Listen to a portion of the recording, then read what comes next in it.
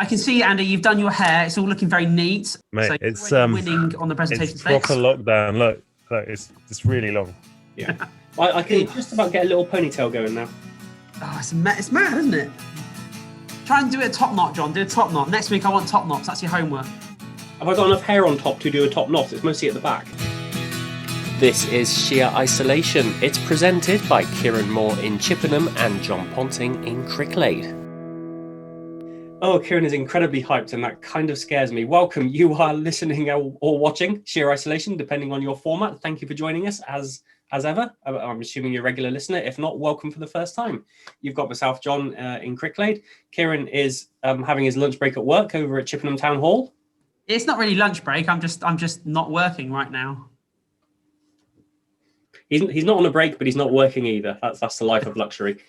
The aim of Sheer Isolation is to promote local music in the West and talk about venues and festivals and all kinds of things. We have got a cracking guest lined up for you guys this week. We've got Andy Ray, who is part of the team at 2000 Trees, the festival. My favourite festival. The festival that Kieran shouts about at every opportunity he gets. Love it so much. I love it. We're just going to ask Andy. We believe the festival is going to go ahead because of the dates, based on what the government's dates are for the proposed opening up of the country. We think 2000 Trees is going to go ahead, but we are going to talk to Andy and get the scoop about what the festival will look like if it does indeed go ahead. I have a prediction, John. My prediction is not a single Yank is making the journey across the pond, and it's going to go straight back to being an all-British festival. Which is how it started out. Yeah. Yeah. No problems there. There's some great British bands. As always, we've got a couple of tracks to play for you this week. We've got a nice, quiet little ditty, brand new track from Lonely Tourist, Bristol-based Glaswegian, who decided to lock down in Bristol rather than go home. So we can claim him as ours. And yeah, he's got a new track out, which is a lovely one. We've also got possibly the noisiest thing I've heard come out of Canada, which was Andy's pick from the band called The Dirty Nil. The Dirty Nil, yes. Good choice. Is there anything exciting happening in Chippenham today? Nothing greatly happened exciting in Chippenham today. However, I did have a lovely phone call with Marie Lennon from BBC Radio Wiltshire, and she called me about musicians. And they've done some company have done some research on musicians, and apparently 1 in 4 musicians are thinking about giving up. I think that's really sad. So I went on to give my tuppence, and I absolutely laid into PRS. It was wonderful. Oh, it felt so good. But actually, I've got a bit of a story to talk to you about PRS. Would you like to hear it? Should we say that for later? Let's not. We can do. Let's not blow all of our content in the first 5 minutes. Let's play a tune. Let's play a tune, okay.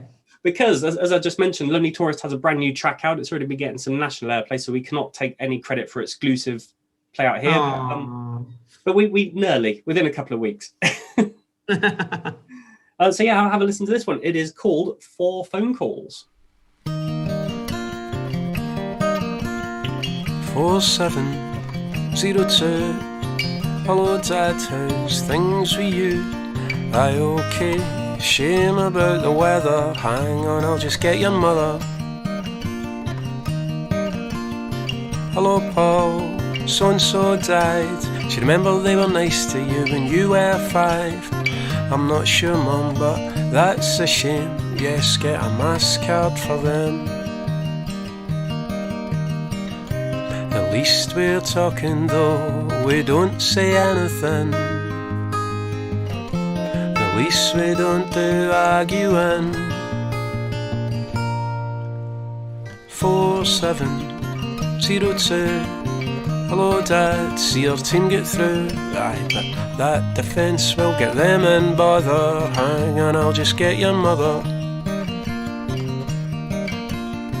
Hello Paul, I was out with Angela, just the cafeteria down at Asda. Well, it's a company, Mum, not the venue. Yes, and they've got an excellent menu. At least we're talking though, we don't say anything. At least we don't do arguing. 4702. Hello Dad, I'm going out on a pub tour. Does your work no mind? Have they got cover?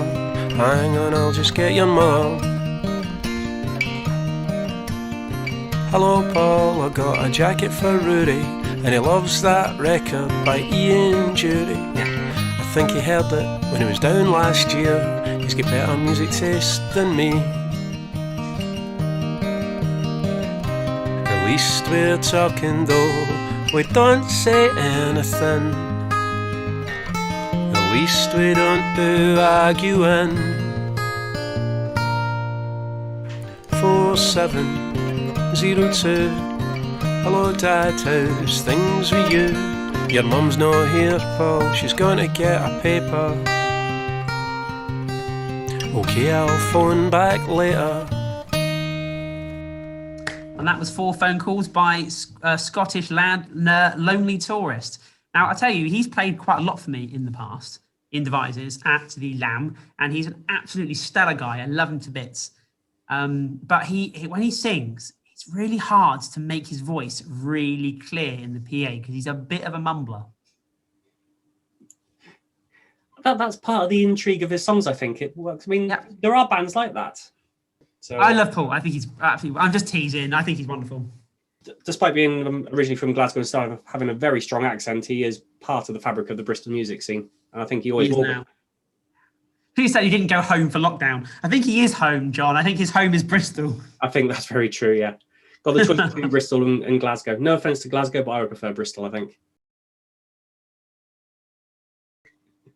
Right. Yeah, edit that up. Beep, beep, beep. Yeah, I didn't really say that. I'm going to edit quite a lot of this out because you're just off on it. You're like a whirling dervish tonight, and I don't know why. We will move on to tonight's guest then, because we want to have a proper listen to this, and anyone who's planning to go to a festival this year will want to tune into this one. So it's Andy Ray. He is part of the 2000 Trees team. Kieran, I'll let you talk about Trees because you love it so much. I love Trees so much. Interestingly, the dates of Trees are, I think it's the 9th to the 10th, 7th to the 10th this year, isn't it? But so we're making it one of the earliest festivals in the calendar. So it's a sort of second week of July, bearing in mind that there's no Glastonbury this year. So it really is at the forefront of the frontier of this lockdown releasing of the rules. So if anything goes wrong, the chances are that Trees will be one of the first to go. So I'm really hoping we can all behave and just, for my liver, my liver wants to get pounded by alcohol. So do you all please just behave so I can put myself into a cider-induced coma? That would be amazing. Thank you, everyone. You didn't say a thing about the festival then. So oh, sorry, the festival's great. It's wonderful people. It's a small site. It's a big site, small capacity. So you never feel like hemmed in like you do at Glastonbury. You tend to know everybody there. If you're not performing, bands tend to go anyway because they love the festival.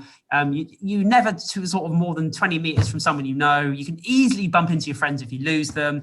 It's just fantastic. I've actually dug out my flag. It's kind of hanging just under the logo there, which won't make any sense for all of our listeners rather than viewers, but there is a little flag. I was going to say flying behind me. It's just stuck on the wall behind me.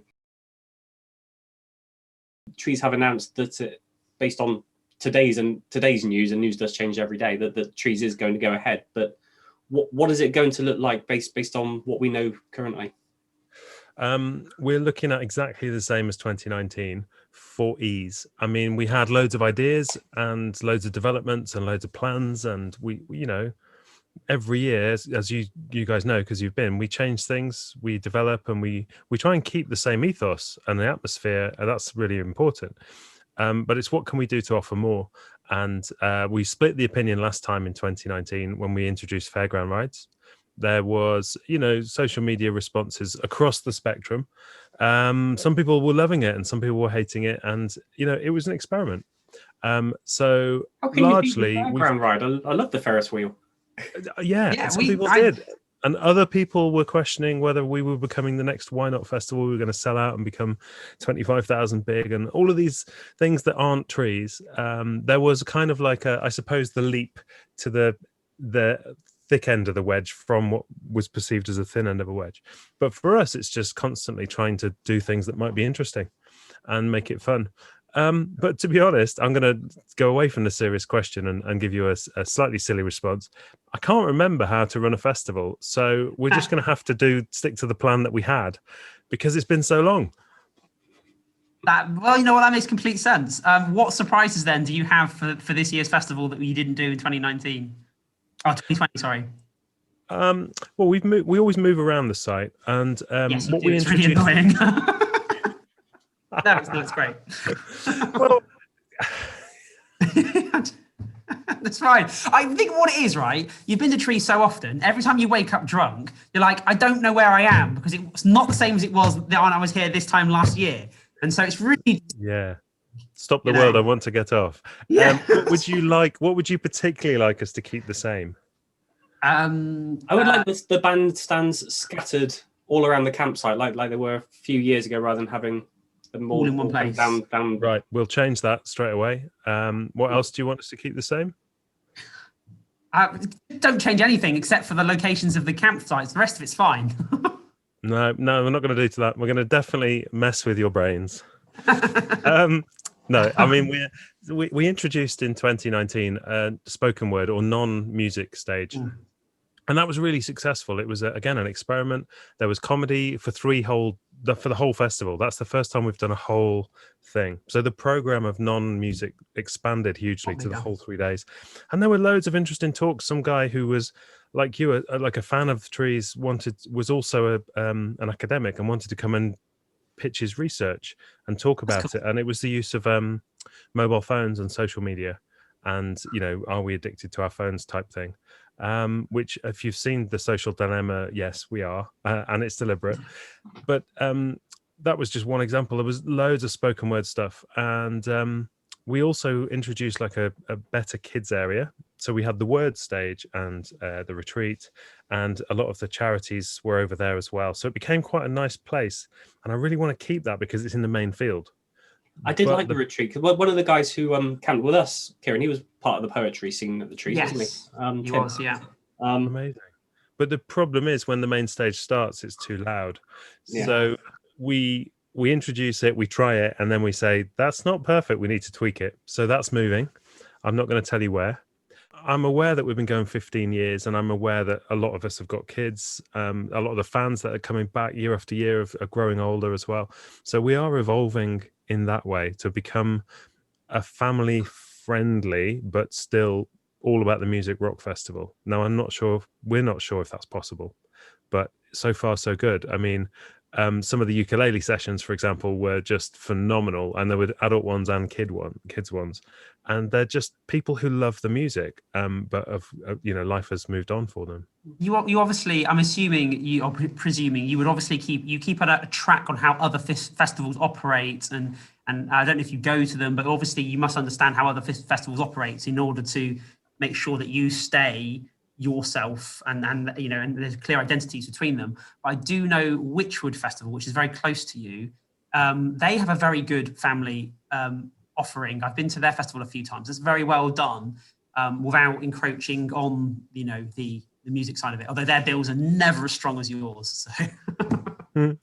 Yeah, and I know Witchwood well. I've been a few times. I live in Cheltenham, and so it's a festival that I have a lot of time for. I know the organisers, and I'm also a freelance event manager, so I've worked at lots of events across the UK, which is interesting. And we're members of the AIF, the Association of Independent Festivals, which is a great talking shop for independents to sort of fight back against the corporations, as I see it, a bit sort of Star Wars-esque kind of, it's us against the money. So there's lots of conversations always, and I write things for trade bodies and the magazines that talk about the events industry. I'm really interested in all that. Obviously, I work in events too, so you have a general understanding of how things work. I've never run a festival in the nature that you have, so I don't understand necessarily how you do things. But my prediction is I can foresee an awful lot of troubles or problems bringing in some American international acts to the UK. And that's not reflective of trees. That's just reflective of the industry at large, which obviously will have a knock-on effect on trees.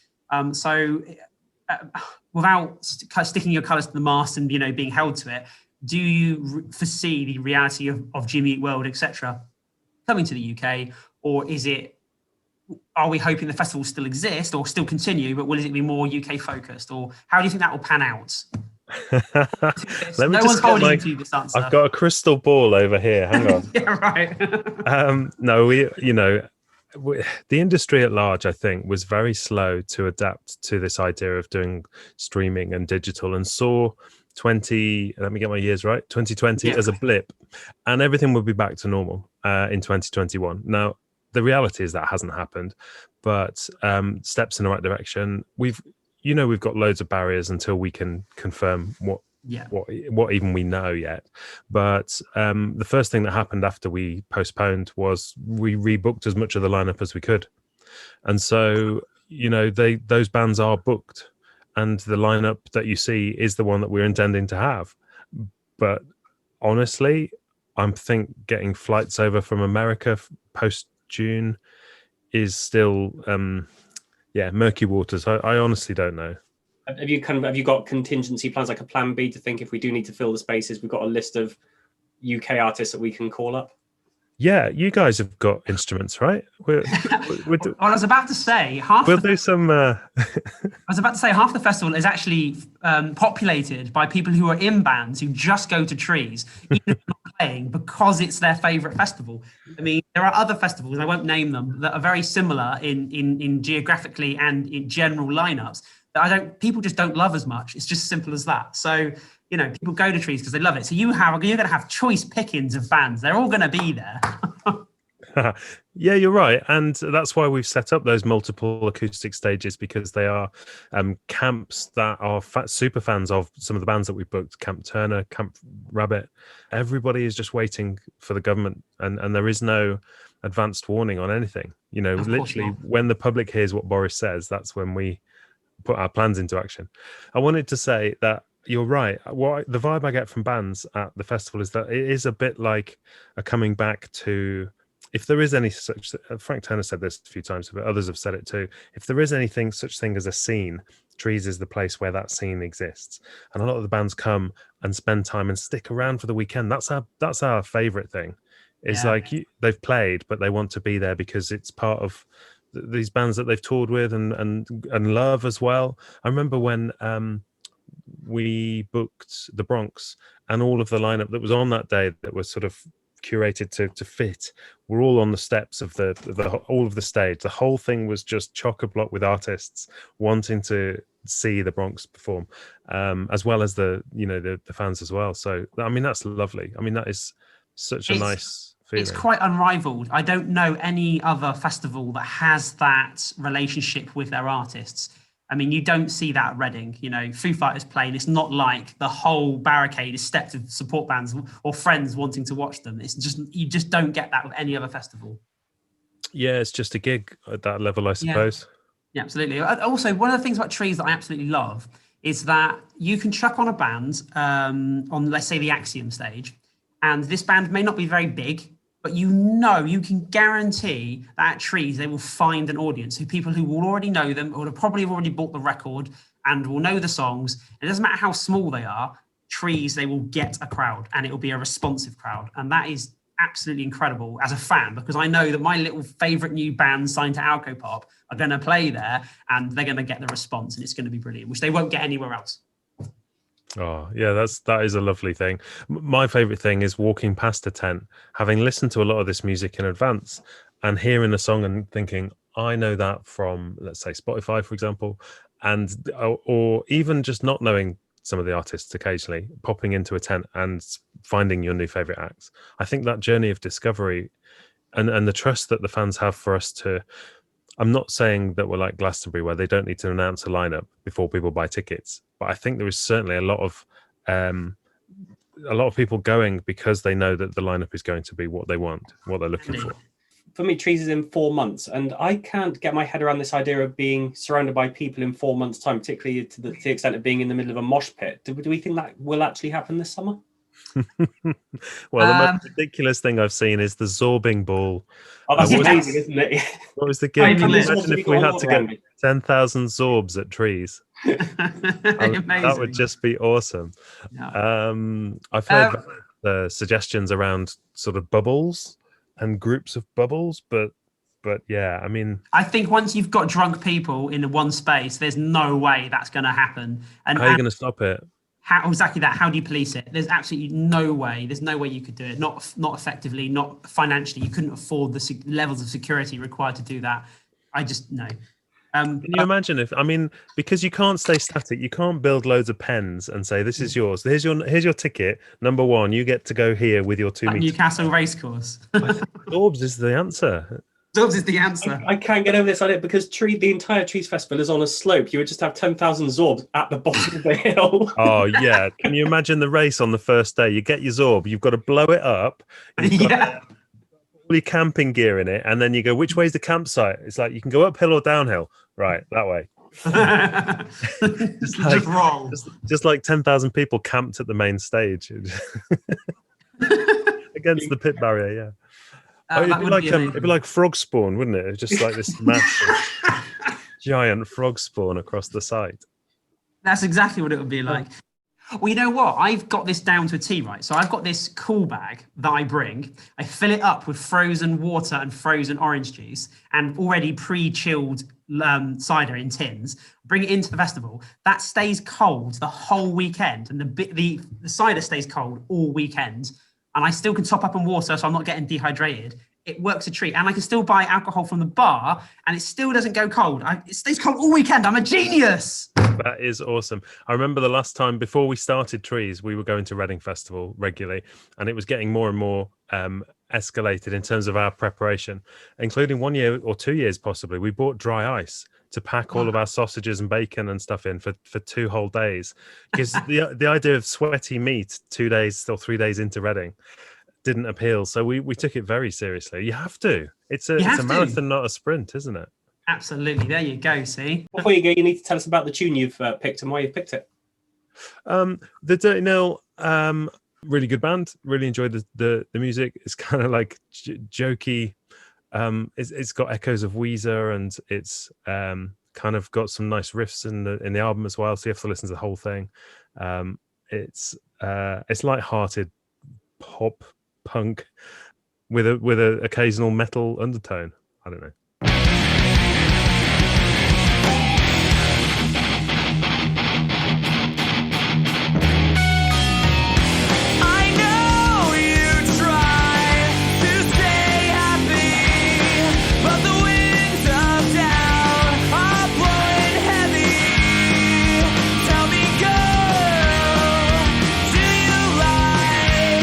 The Chromax, Eastern style.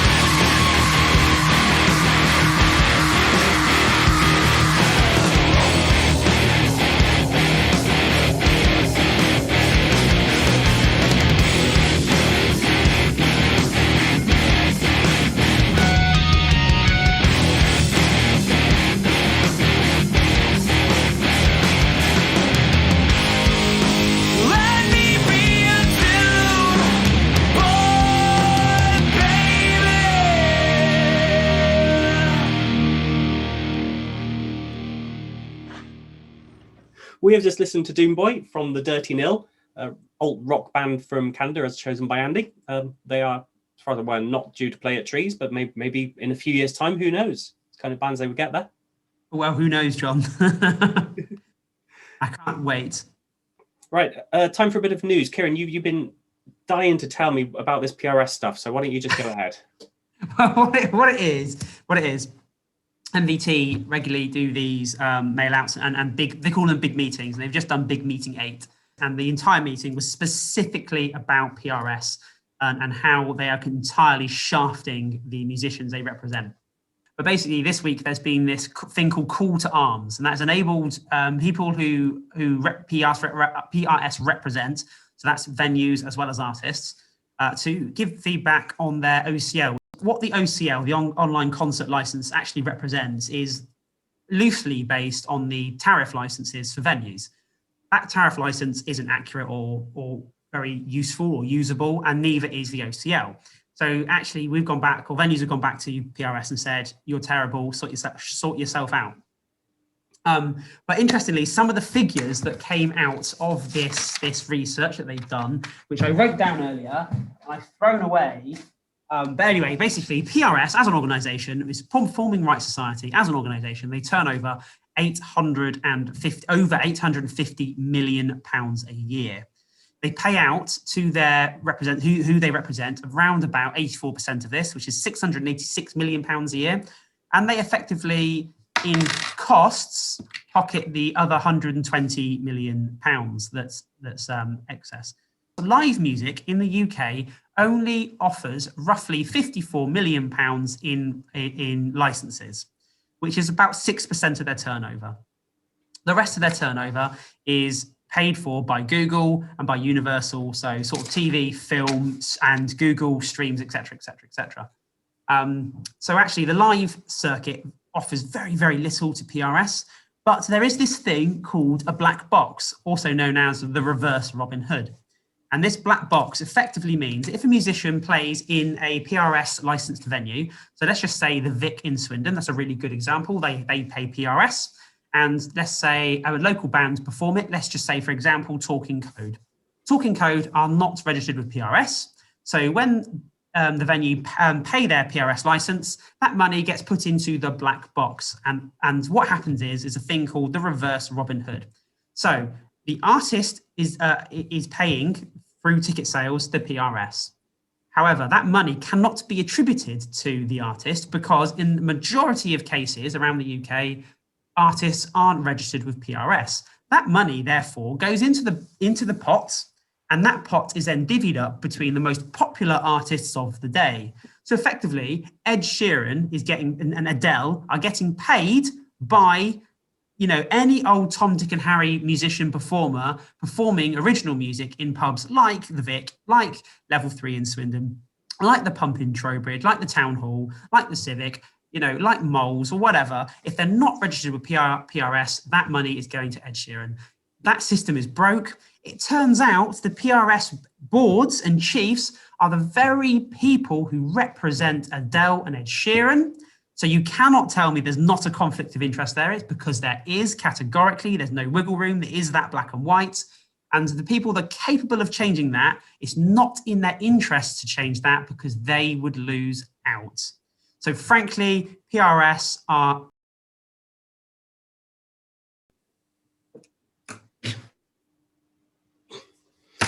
And if anybody from PRS wants to join us on future Sheer Isolation shows, you are very welcome to have your right to reply. You can certainly come and correct me and tell me why the black box and the reverse Robin Hood doesn't exist. It does, but you can explain to me why it does, and why you can explain to me why it's fair. If you have a reason why it's fair, I'd love to hear it. And so would all the other millions of people. You can get in touch with this show by emailing us sheerisolation@gmail.com. Kieran's just having a breakdown now. I'm sorry, John. I got really off my perch there. Nobody noticed, it's fine, but we have run out of time, so we just got to say goodbye. Goodbye, everyone. Bye.